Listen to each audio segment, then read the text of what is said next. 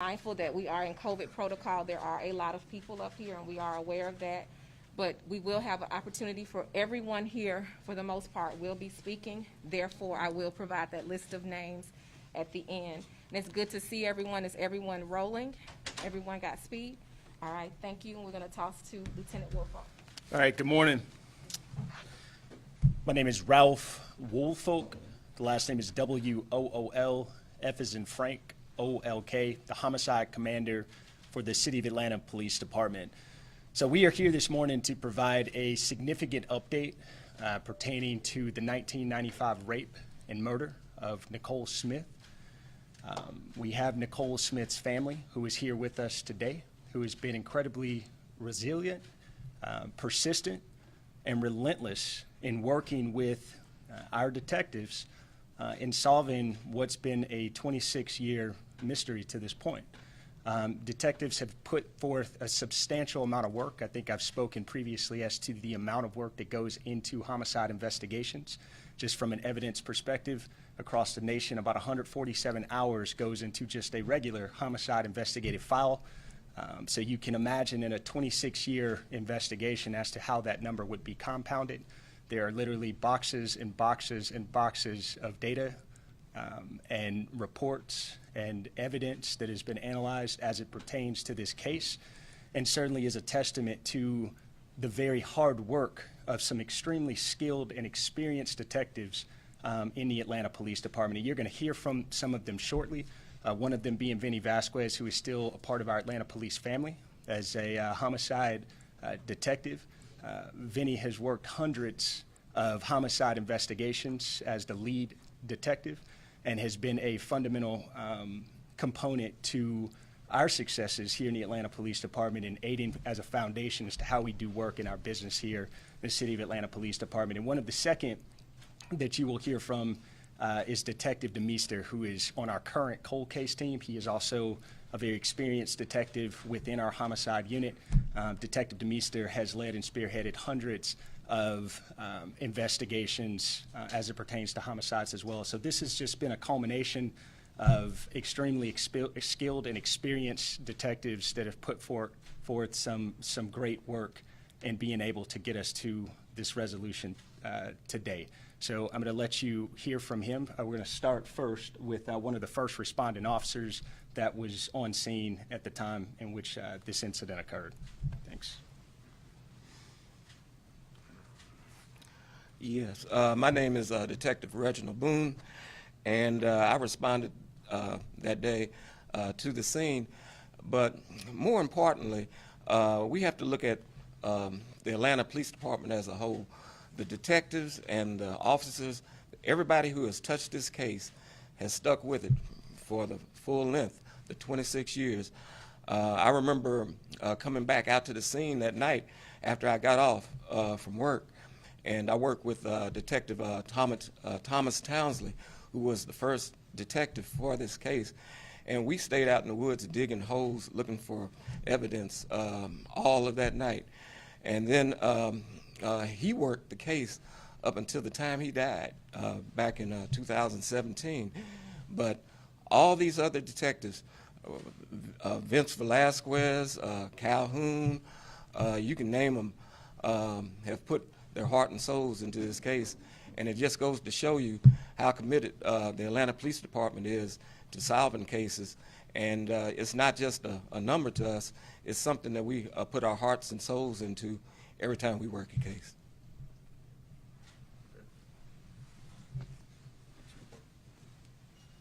Good morning.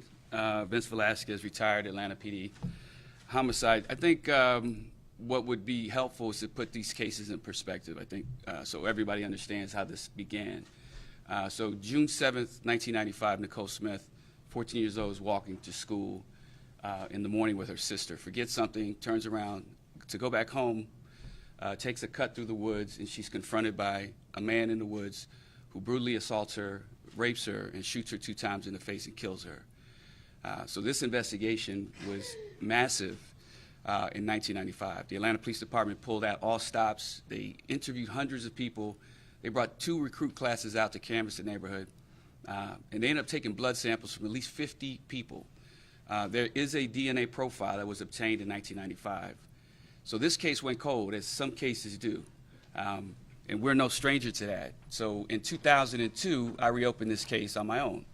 I started looking at it to see what I could do to interview people to breathe some life into this case. I was unsuccessful for 2 years. 2004, we get a call. We have a forensic match. So what that means is someone assaulted a young girl in East Point, Georgia, 13 years old, exactly 9 years and 13 days later. As a result of that, another profile was obtained, and we have a forensic match. So that means Nacole's killer was back. So to put in perspective what we did, not just as a unit, but as the DA's office and the Cold Case Squad collectively, we aired this on national TV, America's Most Wanted. We put a billboard up at Greenbrier with the suspect's composite, because this rape victim now could tell us what he looks like. Many of you have seen the composite. Black male, round glasses, gap tooth. So we put a lot of effort into trying to identify this person. My time came to an end in 2017. I was unsuccessful in solving this case. We spent hundreds of thousands of dollars testing DNA, traveled around the country, interviewed hundreds of people. But upon my retirement, I passed this case on to Detective Demister, who took my role in the complex cold case squad when I left. I've been in constant contact with him since then. Myself and my team, we took this football as far as downfield as we could. We could not do anything else with it. This guy right here, Scott Demister, scored the touchdown. So there's a lot of science, there's a lot of technology involved. I'm going to let him come up and explain that. But if you've ever seen a case that the Atlanta Police Department put any effort into, this was it. This case has not died. As you can see, the family's here. It's a very emotional time for them. But not only were we in constant contact with Nacole's mother, we were also in constant contact with the rape victim. East Point Police are here. They represent that investigation, but we have been working this jointly, East Point and Atlanta PD, since 2004. So I think right now, I think Scott should come up and explain the science. And if you have any questions later, I'd be more than happy to answer. Good morning. My name is Scott Demister, common spelling Scott, last name spelled D-E-M-E-E-S-T-E-R. I'm a homicide detective, assigned to the Cold Case Squad here for City of Atlanta Police Department. Just a little context, I'm 3 months older than Nacole. I was a freshman in high school when this happened, so I was unaware of this when this incident occurred. But when I came into the homicide unit in 2010, talking with the veterans like Vinny and A.B. Calhoun, David Quinn, Brett Zimbrick, Nacole's case constantly came up. So obviously when Vinny left and all of the seasoned cold case detectives retired and left, I took that torch. I was always looking for new ways, new potential investigative leads. To piggyback on what Vinny said, yeah, Vinny retired, Boone retired, but they would constantly call in and check in on the case. Always looking for new investigative leads, started to look into the possibility of trying to identify the suspect utilizing genealogy and ancestry databases. The command staff at the Atlanta Police Department, the mayor's office, they made the financial commitment to allow us to do that with the help from some outside genealogy. It took a little over 3 years, but we were able to develop a person of interest. We were able to obtain a sample of his DNA from some evidence that we had, and got word just after Christmas that the GBI forensics lab was able to match his DNA profile to the DNA profile obtained in Nacole's investigation and the unsolved rape of the victim in East Point. And to piggyback off what Vinny said, a lot of effort from a lot of people from '95 until today, you know, to include several detectives in the Atlanta Police Department. Deputy Chief Poplin from East Point's not here, but he played a crucial role in this investigation as well, working with his victim. And like I said, it was a support from a lot of people. I would not have been able to do what I did without help from a lot of people. I was just glad to be able to make that phone call to Ms. Smith. It was an emotional phone call, but hopefully with this information, it'll hopefully be able to bring some some closure and some peace to Nacole and Nacole's family and the community in Zone 4, Southwest Atlanta. Thank you. Thank you. So once again, you can see just the incredible persistence and the resilience and just the relentless follow-through, not only from these detectives, but also a family that's endured something like this for 26 years. We can only imagine as to how that might feel today to being able to get some type of answers as to what has happened here. Our detectives, once again, have worked in partnership with a number of external entities to bring today possible. This would not have been possible without the collaborative efforts of East Point, without our collaboration and partnership, our current partnership with the District Attorney's Office, as well as some additional external partnerships as well. We are going to bring forth the family at this time to provide some insights, if you're willing, ma'am.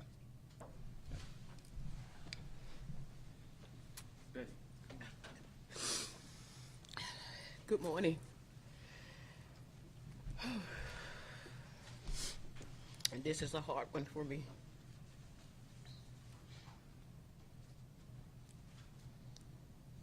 Ms. Smith, I just want to let you know that I'm sorry that we had to meet under these circumstances. It's okay. But I feel like we didn't get the closure that we needed, but we got some kind of resolution. Okay? And I'm just thankful for you.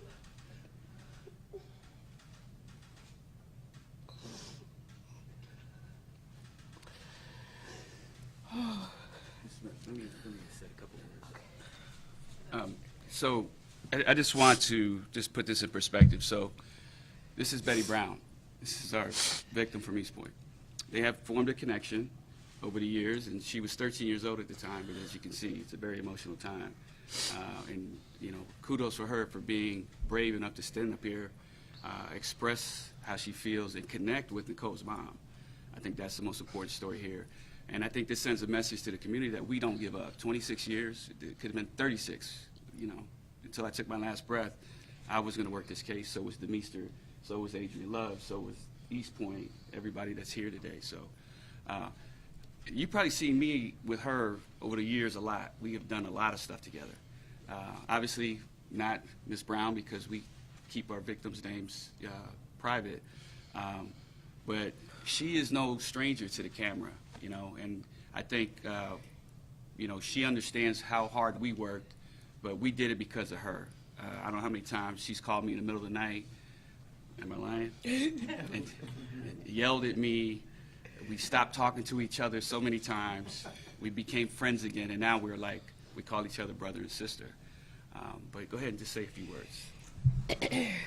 Today for me is a bittersweet moment. I never imagined this person to be deceased.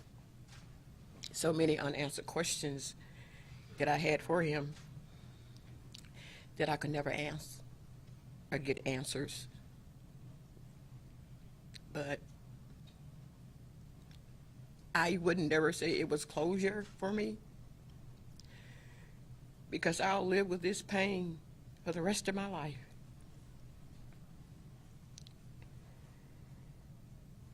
Just taking one day at a time. Those are my plans.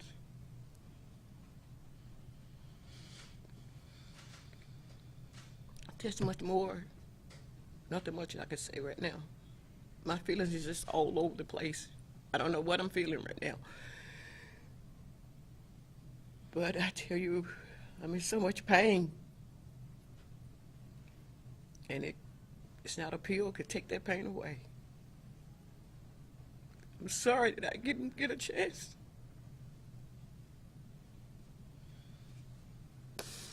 Can't do this.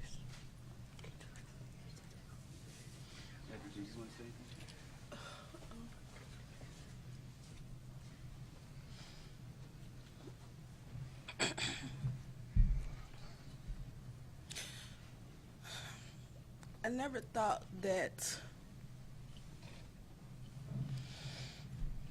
I will be here speaking. I don't even know what to say. This has been a part of my life that I have hidden for a while because I just did not want to live in that pain anymore.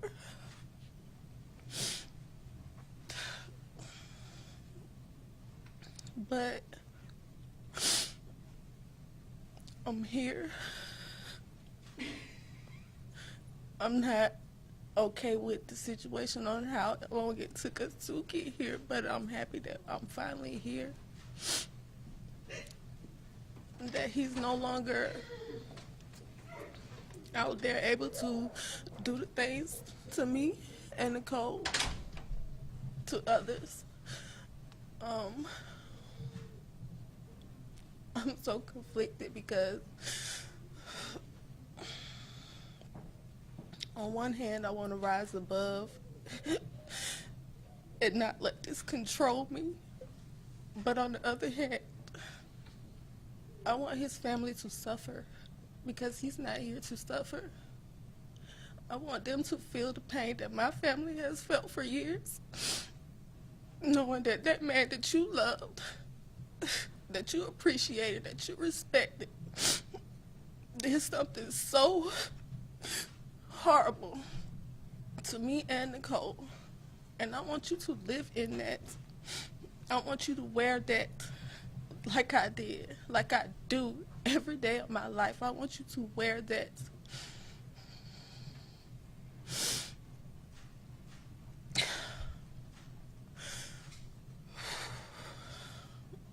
You know, it's bittersweet. This is a bittersweet moment.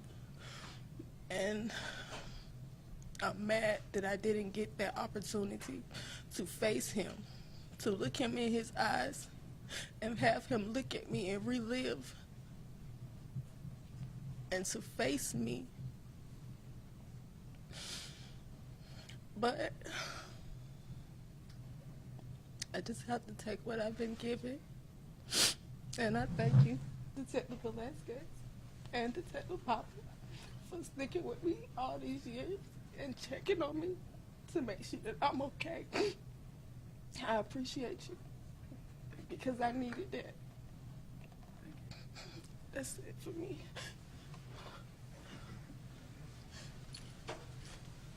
All right, prior to getting to any questions, I'm going to bring forth the District Attorney's Office for a few words. Good morning. My name is Adrienne Love, and that's A-D-R-I-A-N-E, common spelling of love, L-O-V-E. I am the Deputy District Attorney for the Colden Capital Case Unit for the District Attorney's Office, headed by District Attorney Fonnie Willis. And beside me is Chief Senior Assistant District Attorney Juliana Peterson, who heads our Saki unit. I have prosecuted cases for nearly 20 years now, and under D.A. Willis's administration, I have been placed at the head of our Colden Capital Case Unit. And the number of years that I have been serving as a prosecutor, serving the citizens of the state of Georgia, is emblematic of the type of experience and the type of prosecutor D.A. Willis has sought to place in the position such as this. Since I have started in this role as head of the Colden Capital Case Unit, I have worked with Detective DeMeester, tirelessly watched as he has relentlessly pursued leads in this case. I'm happy that we're here today, that we have been able to gain some degree of closure for the family. But I can also say that this is the kind of case that underscores the need for the type of leadership and the type of collaboration that we have and that we see between the Fulton County District Attorney's Office and the Atlanta Police Department and the other agencies within Fulton County. And this case is emblematic of how we will work going forward and how we will continue to work. I'm happy and I'm proud to stand before you with these amazing people behind me who have actually made this come to fruition. I'm going to let Ms. Peterson have a few words because there is still more to be done. Good morning, everyone. My title is Deputy District Attorney over the Sexual Assault Kit Initiative Unit, and our role and our mission is specifically to handle the backlog of sexual assault kits that have never been tested. Our initial work has been completed with the backlog that was found at Grady Hospital that left us with approximately 169 DNA results from those sexual assault kits that our office has then gone on to investigate and hopefully prosecute, many of those being serial offenders. However, the work is not over, and cases like this show exactly why it is so incredibly important that we continue this work. The incredible work of the Atlanta Police Department in following the science and making sure the DNA was tested is a huge part of why exactly we're here today. And that goes on to show why it's so important that under the leadership of Fonnie Willis and partnering with incredible agencies like the Atlanta Police Department, we have to keep doing the work. We have more sexual assault kits that have to be tested. At the GBI alone, there are over 2,400 sexual assault kits for Fulton County alone from the 1980s and 1990s that must be tested. There are more Nacole Smiths, there are more Betty Browns out there, and it's absolutely imperative that the state government recognize that and go forward and test these kits.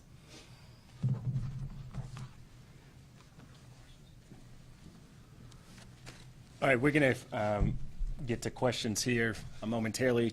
Just as a recap, once again, at no point in this press conference have we uttered the suspect's name. This atrocious crime in which he's committed. We don't want to give any relevance to him as an individual. This is a despicable crime and crimes that have been committed. And this is all about the family and just their incredible resilience and the exceptional detective work that's been conducted by our cold case team. Our partnerships with all of these entities in which you've heard from today are stronger than they have ever been before. We continue to work in tandem with the district attorney's office on a weekly basis on cases such as this. This case is one example as to the type of work that we do day in and day out. That every case is looked at in a detailed and meticulous fashion, and we will have relentless follow-up and detail as it pertains to these types of investigations, of which one we will provide some further insight later on today. So at this time, we want to open for any questions.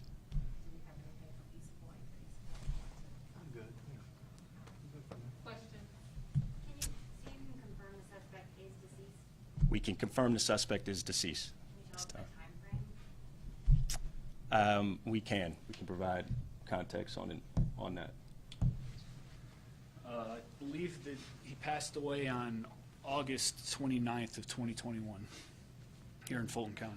Can you tell us the particulars surrounding his death? He was in hospice care for liver and kidney failure. For the two detectives, obviously, with the emotion that we just saw from the family, you guys are just reflect on bringing this case to closure so many years later. Just the impact that the obviously just watched. Yeah, so this is a case that, so when we deal with victims' families, you know, we have Atlanta Victim Witness Assistance here. We rely on them, but we take that burden ourselves. Nicole's mother, Aquanella, and I have known each other since I opened this case in 2002. So she has gone through other tragedies, so you actually become part of their family. So her and I have formed a bond, but it's families feel hopeless. They feel like a case goes cold, nobody is looking at it. But this is a testament to that's just not the case in Atlanta. I mean, Atlanta PD takes this thing seriously. There are a lot of open cases going back years, but that's what these guys do. Scott DeMeester and his crew, along with the DA's office, they look at these cases, and we're at an age of technology right now, and by using this is what these families are looking for. To explain ancestral DNA or genealogy to Mrs. Smith, it's useless. All she needs to know is that we solved the case. Now, unfortunately, this perpetrator's dead, so they're not going to have their day in court. But at least at some point in the future, she should be able to move on, hopefully, as with the rape victim. As you can see, it's, for her to stand up here, who was raped at 13 years old in 2004, a grown woman, a mother herself. I mean, that's a testament to bravery, camaraderie, and understanding that we're all committed. Like, everybody up here is committed to this thing. So the hope would be, using this technology, this bright young detective right here can start solving some other cases, and maybe we'll have some more press conferences like this. And detectives, for those who aren't familiar with how genealogy works, with that type of thing, would you? We'll let him do that. So obviously, everybody knew about that's how they solved the Golden State Killer murders. So when that kind of broke nationally, I remember sitting in the office and talking with my sergeant at the time and another detective, retired Brett Zimbrick, and the first case that came to our mind was Nacole Smith. It's like, we need to do this. We need to try this. And like I said, with the support of the command staff and the mayor's office, we got the funding and the time and the resources to pursue that investigative lead. It was not an easy task. It took over 3 years. It is very, very complicated to explain. I've tried to explain it to many people, and to a point, sometimes I confuse myself. That's why, we leaned on some experts on that, helping us understand that and being able to build the tree and leading us to this subject as a person of interest. So it's not an easy task. It was very time consuming.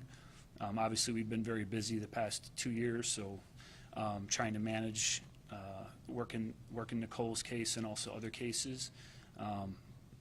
But luckily, we were able to come to a resolution.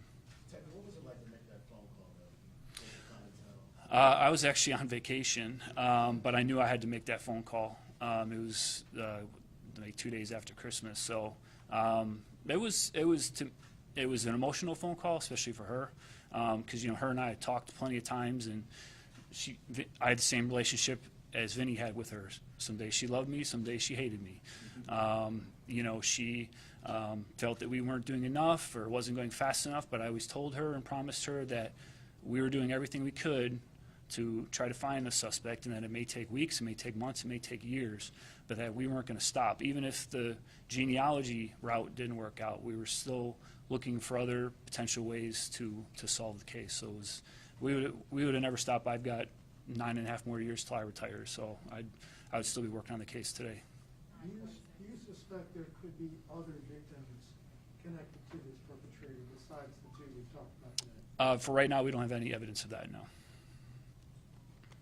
Was he convicted of the rape in East Point, or how does that connection work with the genealogy? Is that just another of the same crime? Yes, I don't. Vinny, you want to? It was just like he said, it was a DNA match. So yeah, so no, he was never charged or arrested. You want to? Okay. No, at the time that the 2004 rape occurred, the match back to Nacole Smith came up, but his identity was still unknown, and that's why we're standing here now as a result of the tenacity of the Atlanta Police Department working to determine his identity. Until we have his identity, we cannot prosecute him, and so that's where we are now. Were he alive, we'd be, preparing the case, putting it in front of a grand jury. But no, he was not prosecuted because though the sexual assault kit showed that the person who assaulted Betty Brown was the same person who raped and killed Nacole Smith, his identity was still unknown. And was his DNA in the system from a crime, or was the DNA in the system for some other reason that DNA would be in the system? When Nacole Smith was killed, a sexual assault kit was taken from her rape and murder, and that was taken to the Georgia Bureau of Investigation's crime lab, and that DNA is put into the system, if you will. And as a result, subsequent crimes that have DNA that matches, when it is put into the system, then it will produce a hit. And it did, in fact, show that the person who assaulted Betty Brown was the person who assaulted and killed Nacole Smith. So the DNA profile exists, but without the name of the person to whom that profile belongs, we cannot prosecute an individual. We have to have the name. And one last question on that. Was the hit on his DNA or was it on a familial DNA of him? A brother, a son, somebody else? And Do you- then did you extrapolate it out of that? Oh, do you mean to come to where we are today? Exactly. That would be a Demeester question that I think we can stand here and talk about together. Yeah, so using genealogy and ancestral databases, we developed him as a suspect. We were able to obtain his DNA from another piece of evidence that we had that's completely unrelated to these two cases. The GBI's forensics lab was able to extract his DNA from that piece of evidence, and they uploaded it into the system, and that's how we got the match to the two cases. But we had already developed him as a person of interest. Thank you, everyone.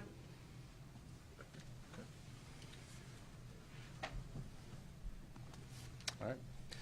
I think there are not any additional questions there. We are going to Pause for a moment. allow the family, to go. I think they're already out, but So we're gonna have everybody Okay. exit. I'll take over. Gotcha. Here. All right. I'm gonna have everyone exit for now. back. Okay. Media, if you can stay still for just one moment.